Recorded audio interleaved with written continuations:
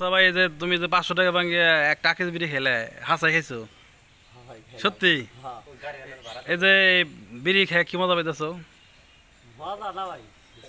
500 টাকা ভাঙে বিড়ি খাওয়া লাগবে এমন নেশা লাগলো।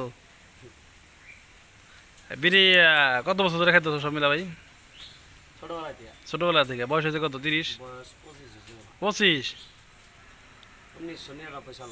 99 সালে হয়েছো?